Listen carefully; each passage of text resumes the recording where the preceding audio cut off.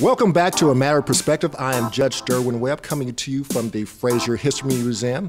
We've been gone for a couple of weeks, and I'm happy to be back today with my special guest, the President and CEO of the 7 County Services and Bellwood and Brookline, Miss Abby Drane. Miss Drane, thank you for being with us today. Well, thank you for having us. Thank you, Judge. This is a really important topic that we're going to talk about. Well, I'll tell you this. We've been gone for a couple of weeks because certain things have been going on in the city, and we wanted to come back to talk about where we are today as a city, talk about some of the things that are important to the community, and I couldn't think of a better guest. Now, I'll tell you this. We have a few people that will come to us because they want to be on the show. We have a few people that I have actually reached out to.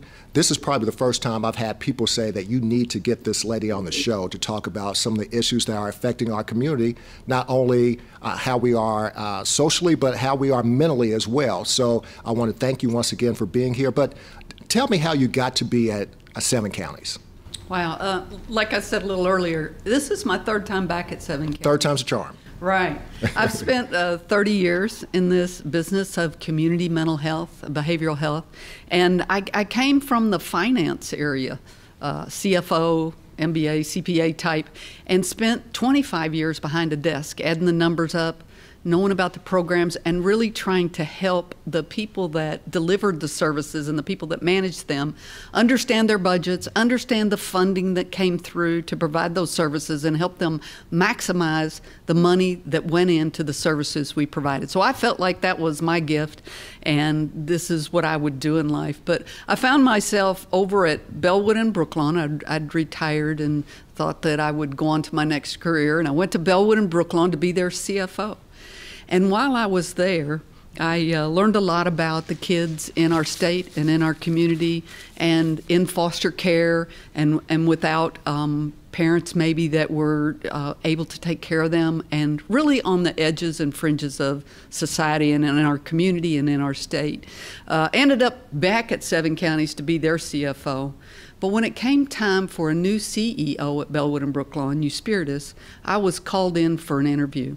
And I really loved the work I did, but when they asked me the question, you know, Abby, we know you know the finance area, we know you know the people at the state, and you know how to work in the finance area and make sure we have money, but what are you going to do for our donors and our community partners? How are you going to touch base with those faith-based leaders? And I said, well, I was one of those kids.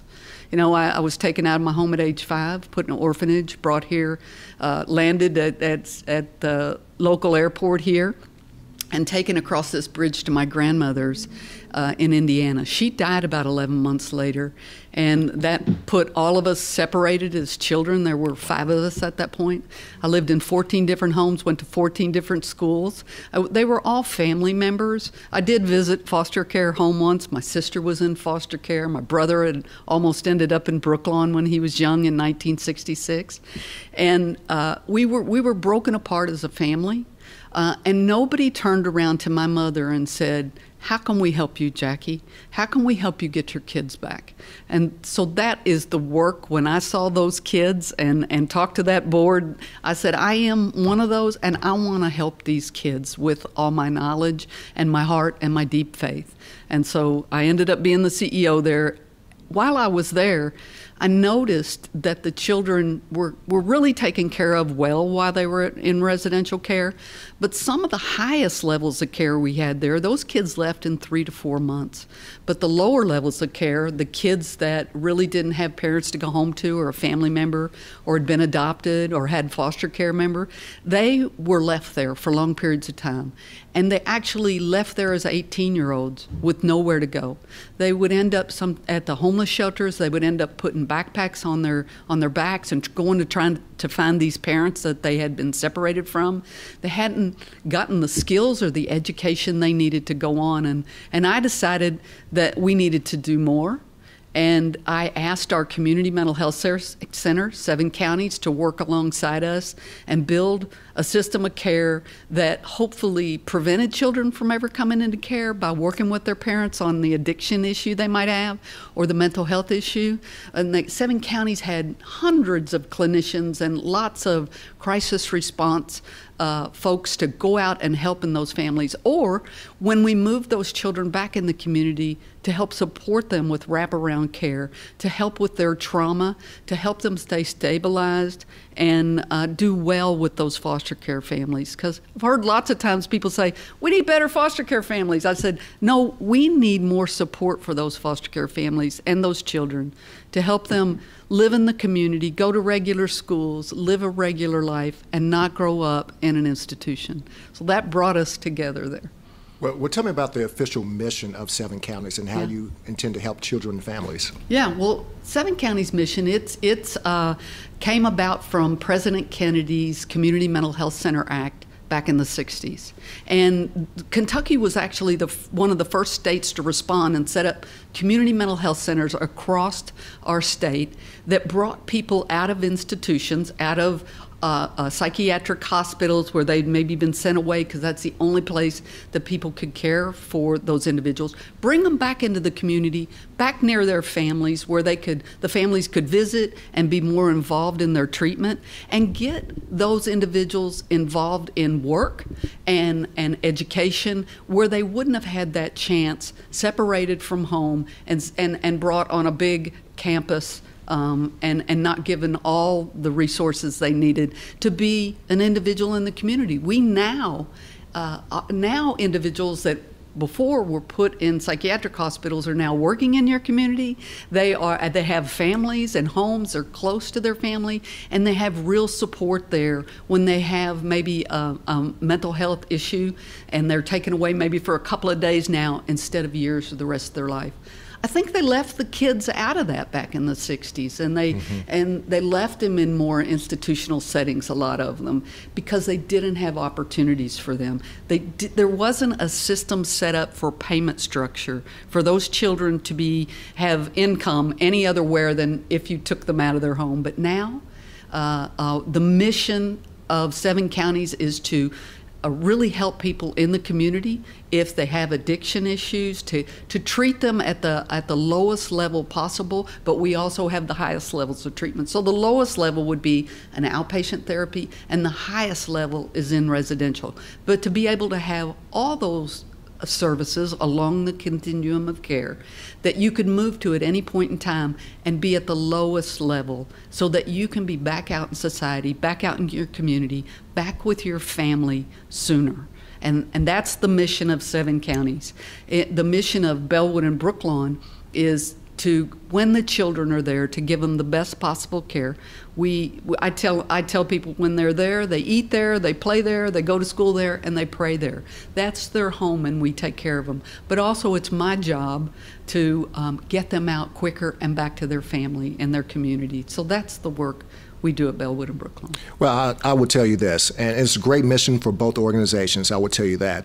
The question I have for you is that I know the mission has not changed. The mission is not going to change, but society has changed a lot, especially if we're talking about what has happened over the past year.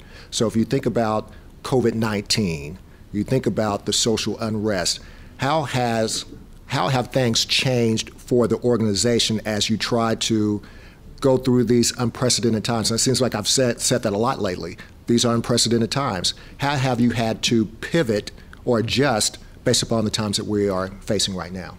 Right. With COVID came first, but racial inequalities and justice and violence, those have been a part of our lives forever, and a part of what 7 counties works with, and a part of the reason why children are taken out of their homes. So that's always been the case. I can talk to you about COVID first, but within 2 weeks we pivoted 80% of our staff to home-based services. So that was telehealth, telephone, any way we could stay in contact with the over 30,000 lives that we serve in this community.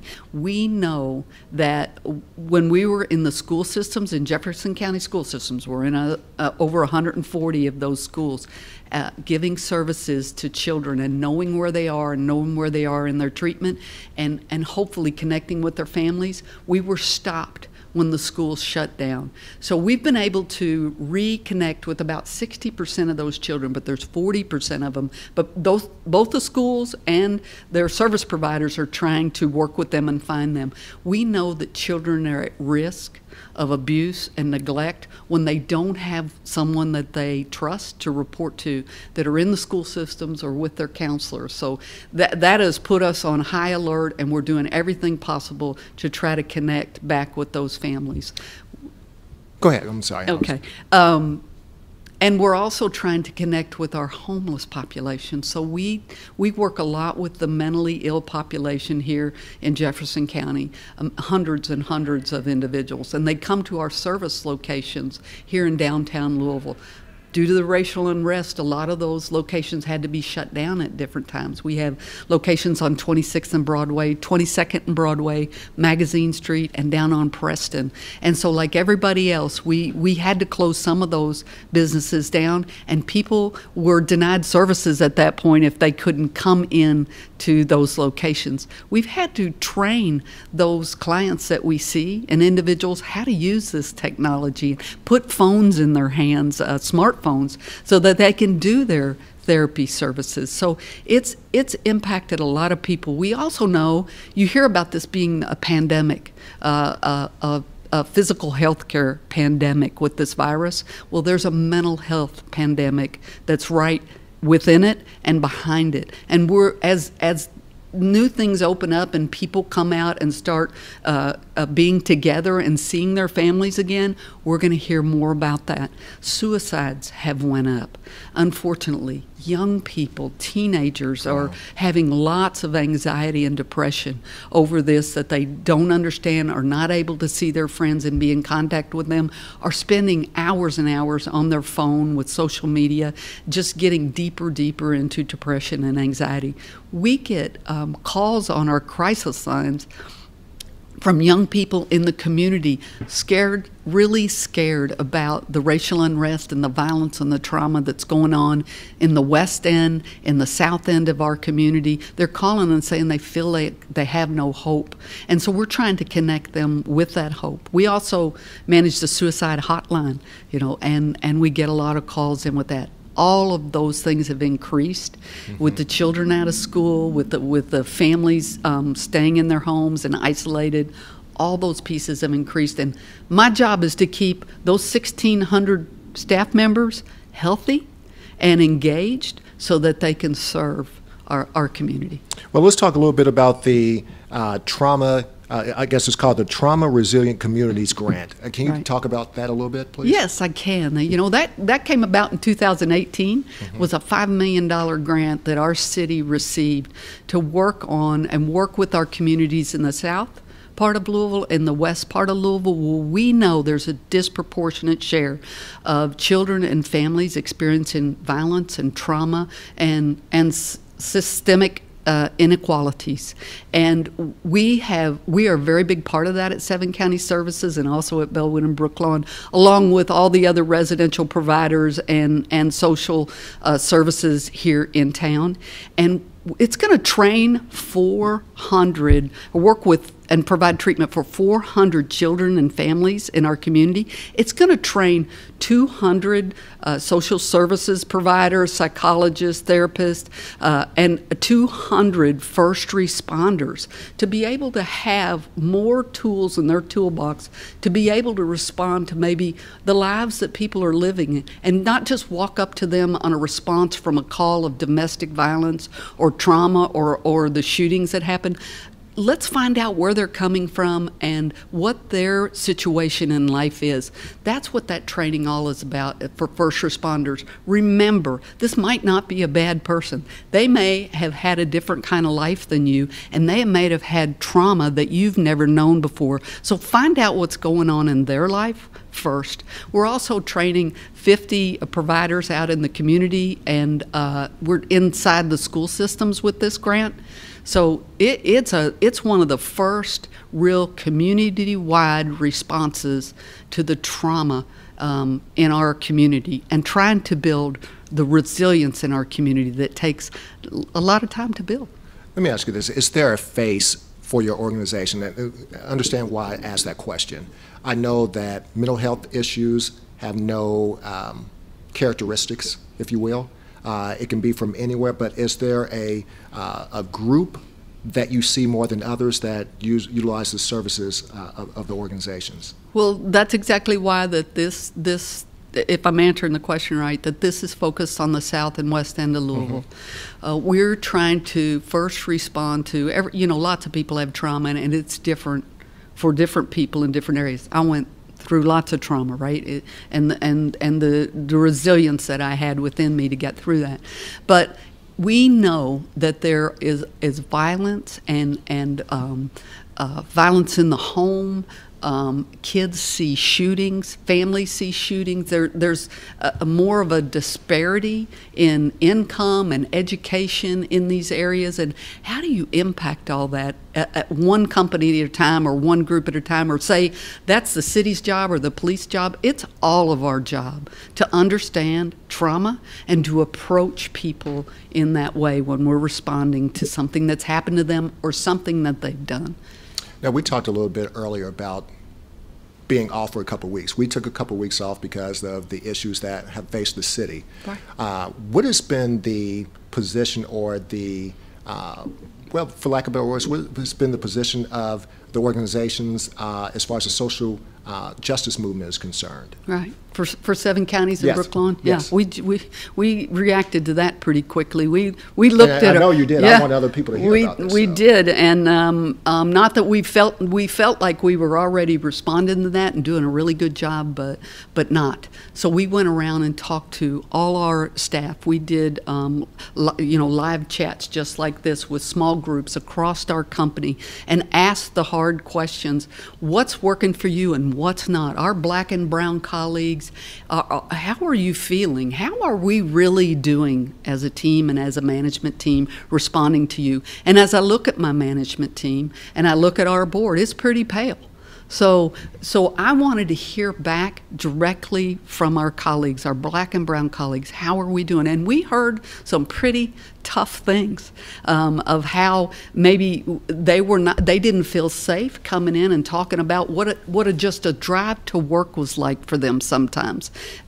Coming into the East End and coming from the West End into the East End, how they felt treated, or maybe just the fear that they had getting into their own cars and driving to work and afraid that they were going to be pulled over. I had never heard things like this. And I feel really good about talking with my colleagues about my own life and what's going on in my life. And I want every colleague of mine, every person at 7 counties in Brooklyn and Bellwood to be able to come in and say, whoa, I had a bad day today, or this is what happened in my neighborhood, or this is what happened right down the street, and feel supported by that. So that's kind of the first thing we did.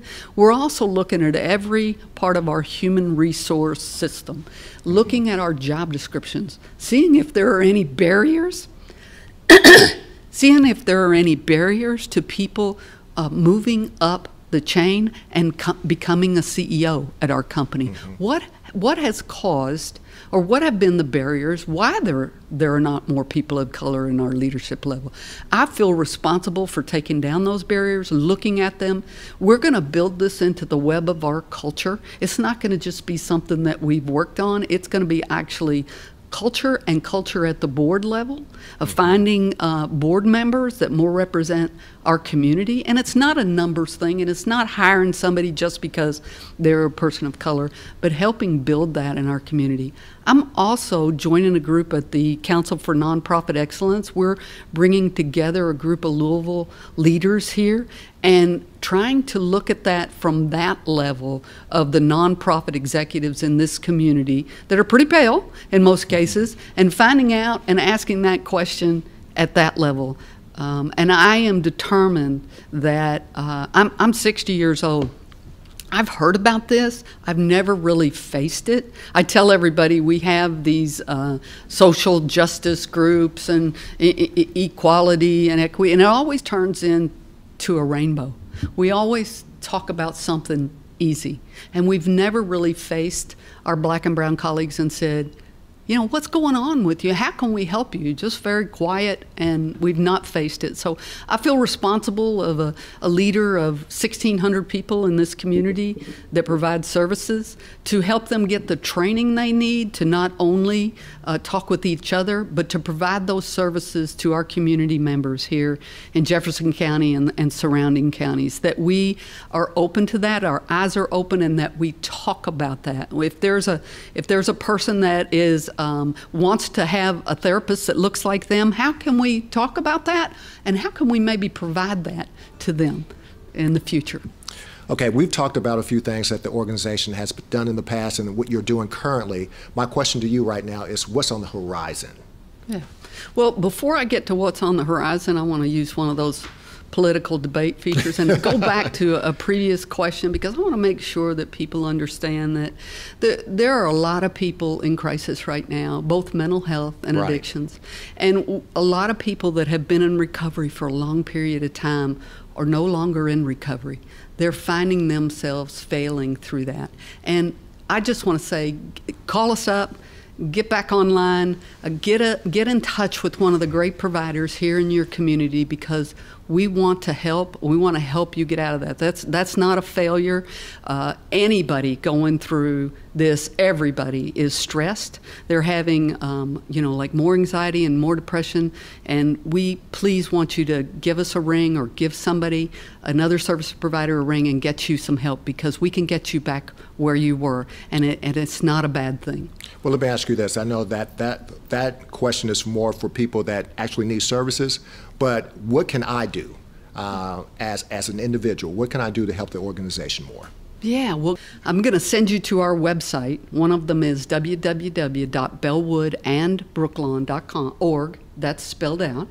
And the other one is www.7counties.org. So get on there. We keep up with, keep that site updated with what our needs are. You can also follow us on Facebook. We're constantly posting what's going on with the kids, or what's going on with the counties, and what's going on with the services we provide, and also posting special links where you can get some information. But we want you to come, volunteer, get involved. We're having our Harvest for Hope dinner next week, and you can buy baskets for that has a couple of bottles of wines and 5 chefs here in Louisville prepared.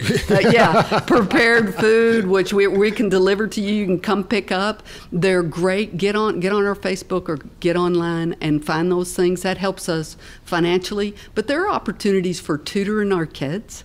There are opportunities for coming in and donating suits that you've had before, or clothes, and for our kids or for our adults that are going out into the working community. Toiletries, toilet paper, that was the big thing through COVID that we needed, but just any kind of thing that you would need for your family.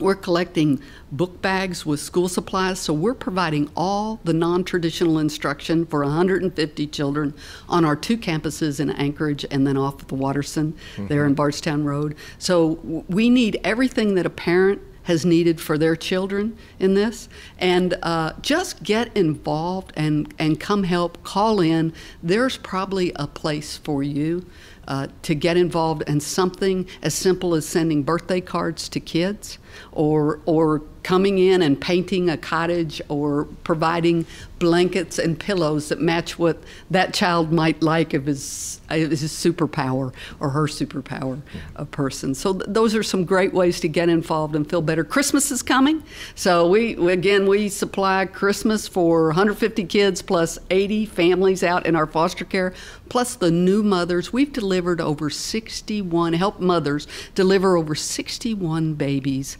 drug-free in our women's program that have been addicted and now off those and delivering healthy babies. They need showered. They need to be showered with new baby gifts when those babies come. But as those babies are born, then that mother moves into a longer term program. So we're working deep within our community to help solve some of these problems.